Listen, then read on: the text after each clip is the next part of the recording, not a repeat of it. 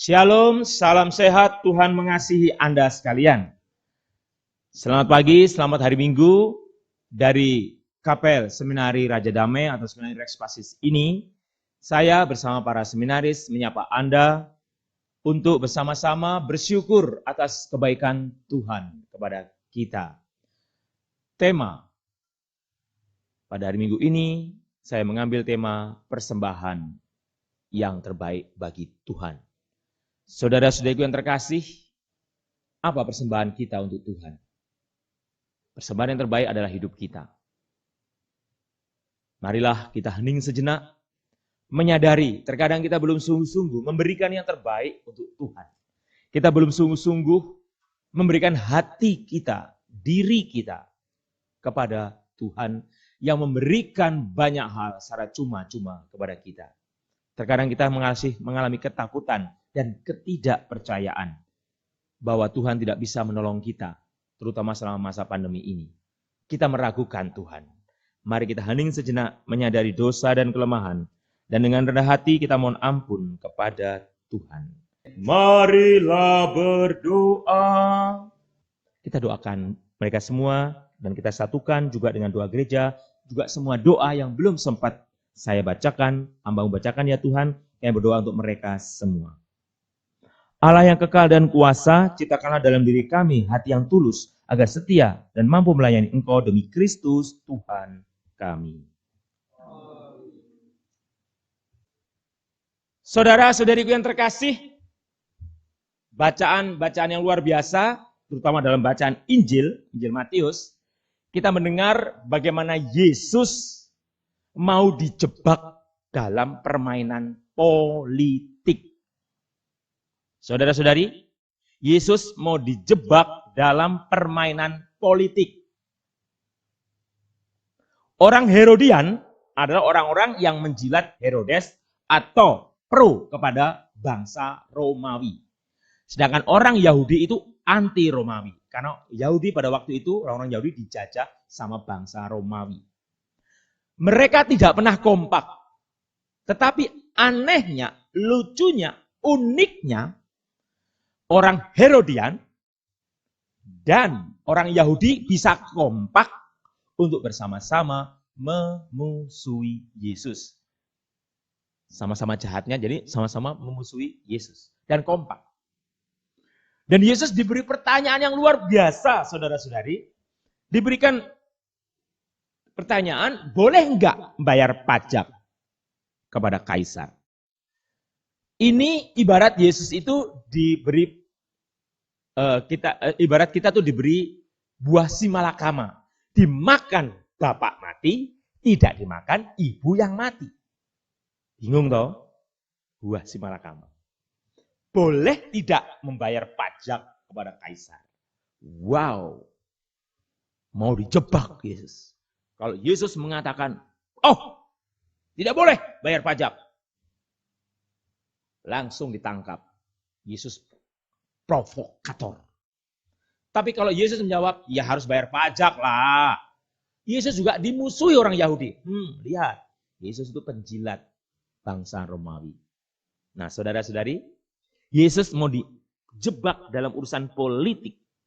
Tetapi yang luar biasa adalah Yesus berkata, dia mengambil uang dulu. Gambar siapakah ini?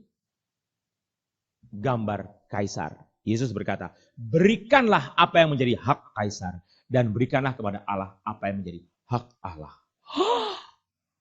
Luar biasa, saudara-saudari. Yesus tidak terjebak dalam permainan kotor orang Yahudi dan orang Herodian. Pesannya apa untuk kita semua? Dalam hidup sebagai orang Katolik pengikut Kristus, kita diajak untuk bisa bermain cantik, bermain bagus, tetapi punya hati yang tetap bersih. Saya ingat apa yang dikatakan Monsinyur Sugio Pranoto. Jadilah 100% Katolik dan 100% Indonesia.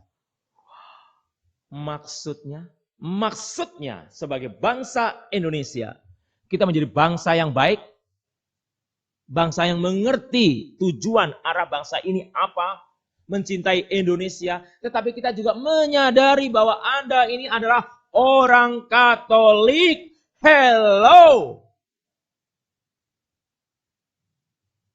Jadi, ini pesan sponsornya. Bagi umat dimanapun Anda berada yang sudah diberkati Tuhan dan memiliki posisi jabatan, entah sebagai polisi, sebagai tentara, sebagai pejabat apa-apa, sadarlah bahwa Anda orang Katolik. Hello. Wah, khotbahnya Romo Lulus itu keras. Tidak, saudara-saudara, tidak keras. Keras banget, serius, saudara-saudara. Saya mau mengatakan kepada Anda. Pertanyaan mendasarnya adalah apa yang mau Anda berikan kepada Tuhan? Apa yang mau Anda berikan kepada Tuhan menjadi hak Tuhan? Tadi dalam bacaan pertama kita mendengar. Perhatikan baik-baik. Akulah Tuhan dan tidak ada yang lain. Berarti Tuhan meminta Anda benar-benar serius, konsekuen untuk mencintai Tuhan.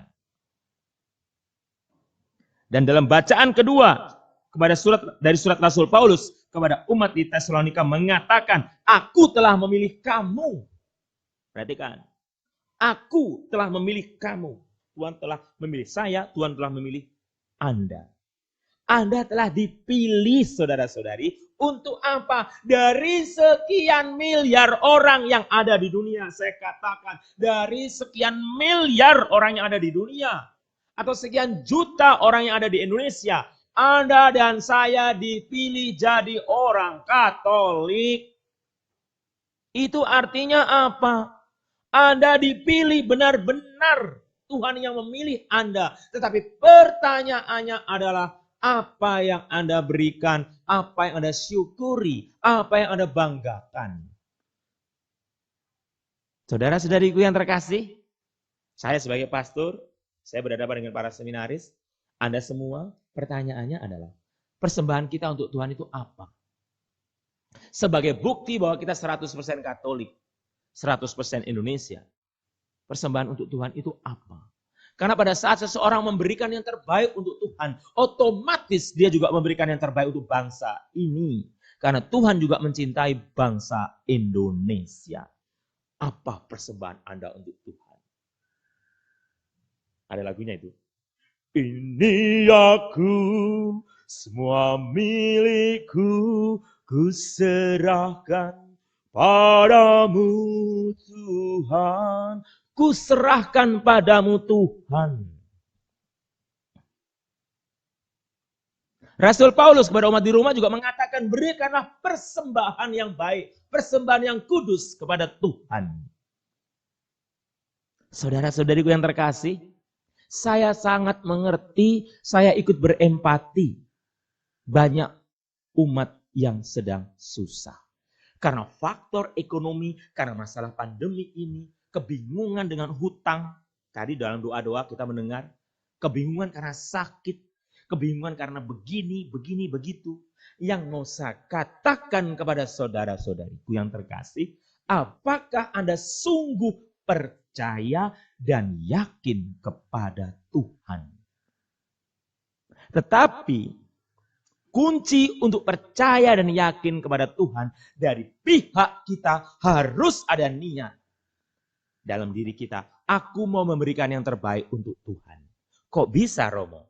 Kan kita disuruh yakin kok memberi persembahan. Iya, karena ini soal di pikiran kita, saudara-saudara.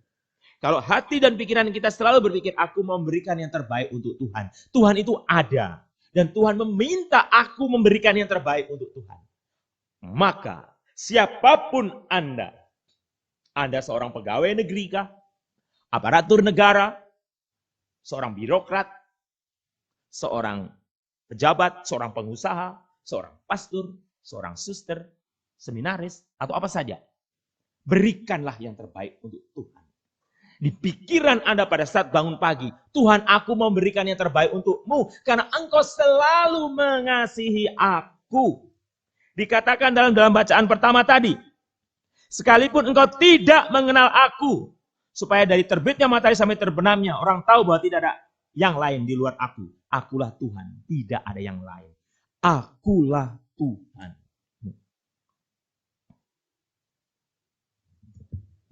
Dan kalau Anda mendengarkan dari bait pengantar Injil tadi, hendaknya kamu bersinar di dunia seperti bintang-bintang sambil berpegang pada sabda kehidupan. Hendaklah kamu bersinar.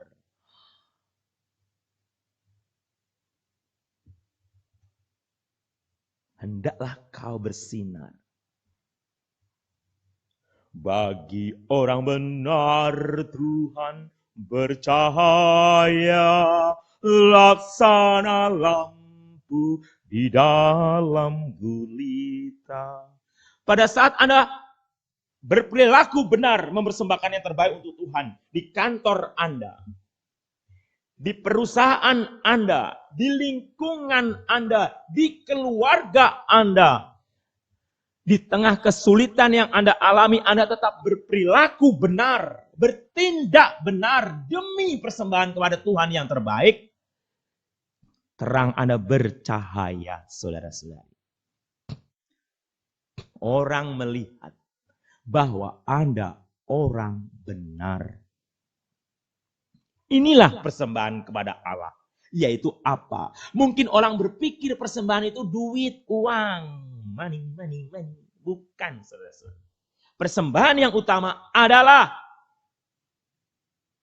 jiwa yang menyesal. Hati yang remuk redam takkan kau tolak, ya Allah. Jiwa yang menyesal. Hati yang remuk redam takkan kau tolak, ya Allah.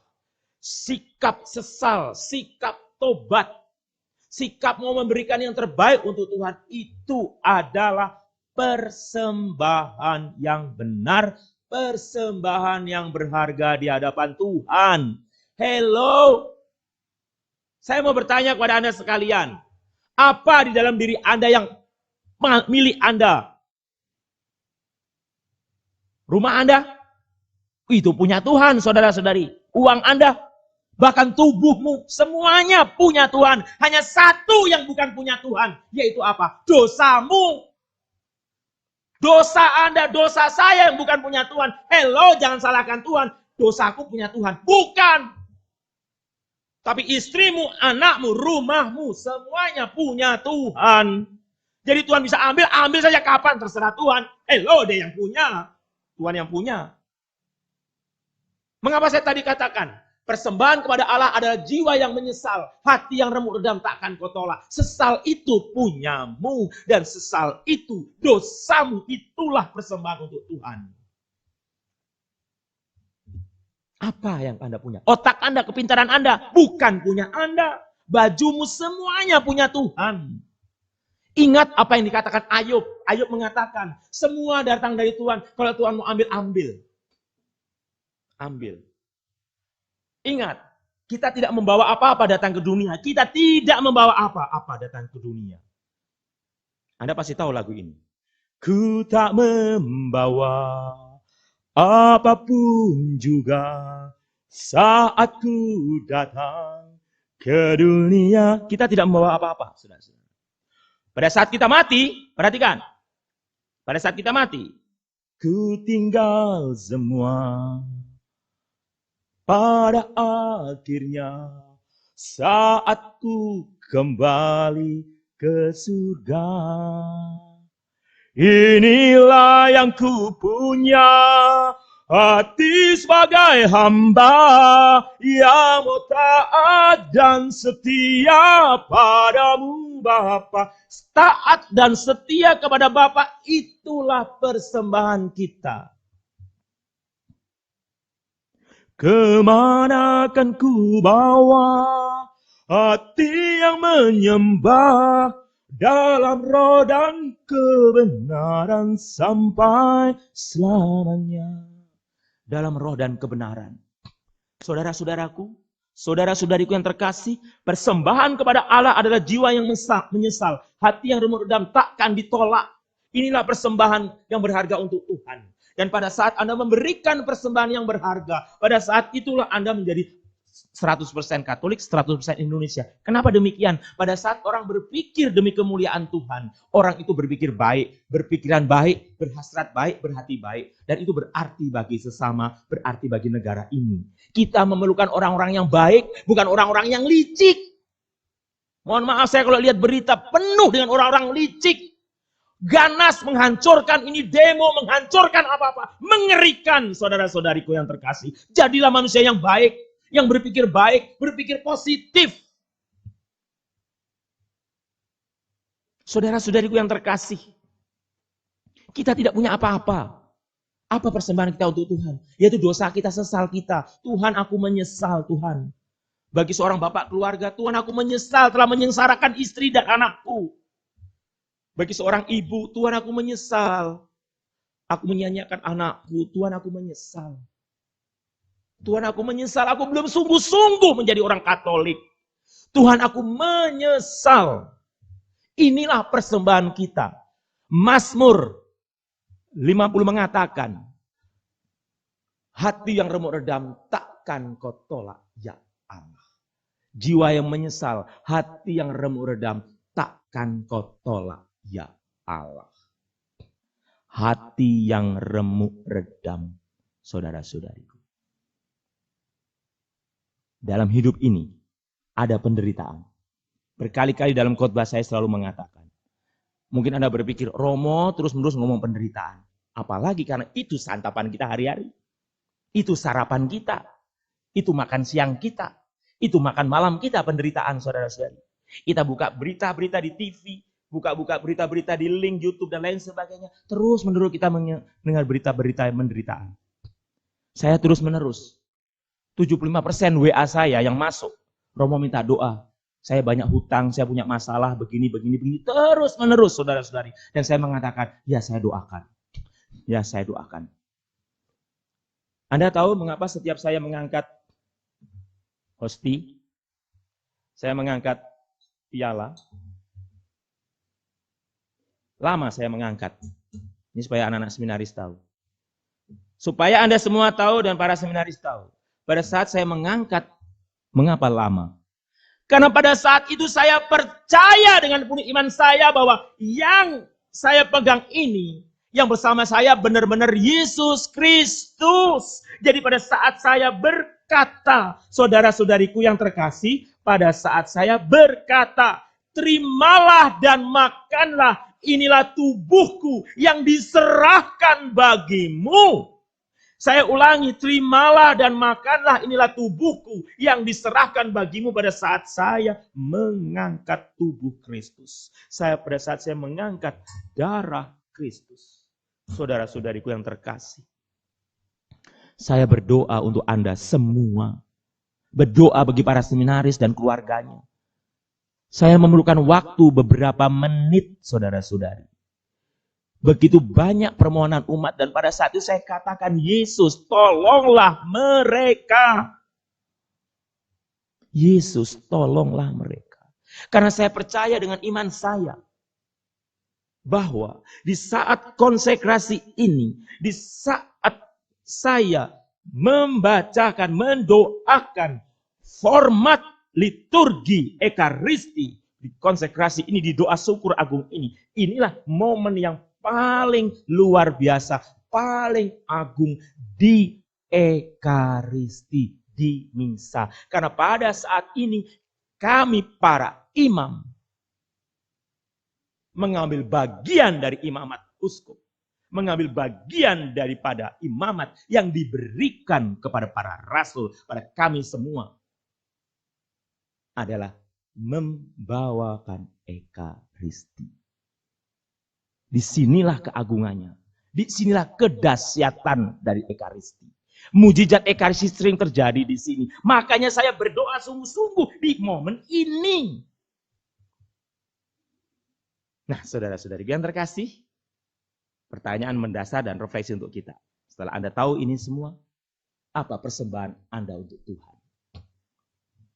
Saya katakan, sesal Anda, penyesalan Anda. Dosa Anda. Nanti pada saat saya mengangkat tubuh Kristus, saya mengangkat darah Kristus, katakan, Tuhan, aku menyesal. Aku persembahkan diriku. Pakailah aku Tuhan. Pakailah aku. Katakan pakailah aku yang milikmu ini. Ini saudara-saudara yang terkasih, pesan minggu ini semoga menguatkan Anda. Ini yang mau saya katakan kepada Anda. Semoga menguatkan Anda sekalian. Meneguhkan Anda sekalian. Mengangkat derita-derita Anda. Jangan takut Anda menderita. Persembahkanlah. Apalagi nanti kalau Romo mengangkat. Inilah anak domba Allah yang menghapus dosa dunia. Berbagailah kita yang diundang ke perjamuan Tuhan. Dan Anda berkata, ya Tuhan, saya tidak pantas. Tuhan datang pada saya.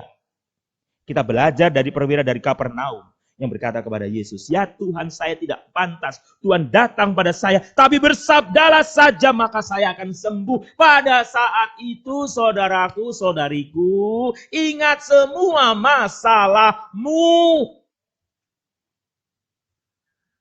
Hutang-hutangmu, penyakitmu, deritamu, beban-beban hidupmu. Ya Tuhan, saya tidak pantas karena kita semua tidak ada yang pantas.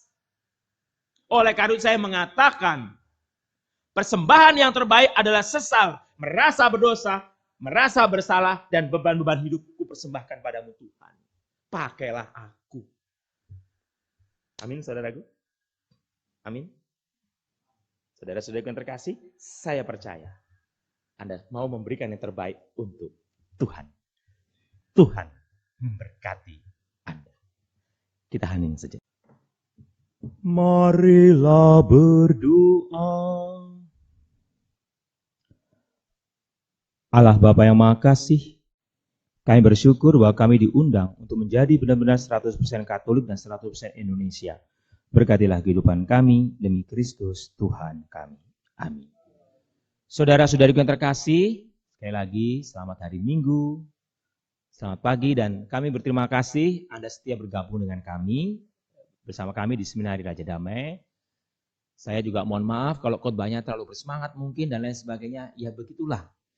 Saya ini, ya begitulah. Kalau berkhotbah. Tetapi saya percaya bahwa kita semua diberkati Tuhan. Karena yang saya katakan itu adalah kebenaran, saudara-saudariku. Kebenaran yang saya katakan. Dan kebenaran itu kadang sakit. Dan kebenaran itu kadang-kadang membuat orang menjadi tidak enak. Tapi menyelamatkan. Baik, saudara-saudara yang terkasih, sekali lagi terima kasih. Selamat bergabung. Kami pelayanan misa live streaming setiap minggu jam 8 pagi. Dan juga setiap misa Kerahiman Ilahi jam 3, doa koronka, misa Kerahiman Ilahi, dan biasanya pada Jumat pertama kami ada adorasi. Itu saudara-saudara, terima kasih atas budi baik Anda, bantuan Anda, kebersamaan Anda. Begitu banyak bantuan yang diberikan kepada kami, terima kasih, dan kami bersyukur itu karena belas kasih Tuhan melalui Anda sekalian. Mari kita mohon berkat Tuhan. Tuhan bersamamu.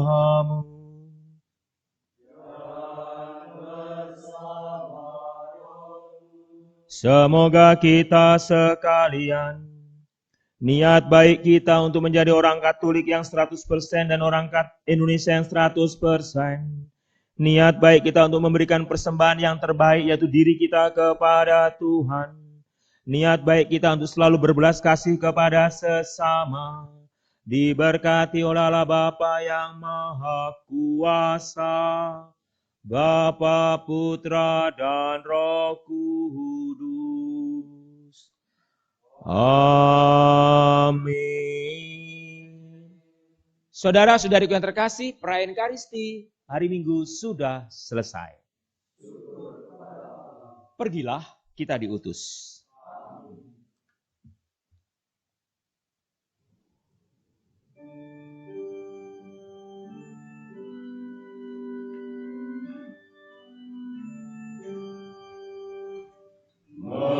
Mengasihi Maria, beri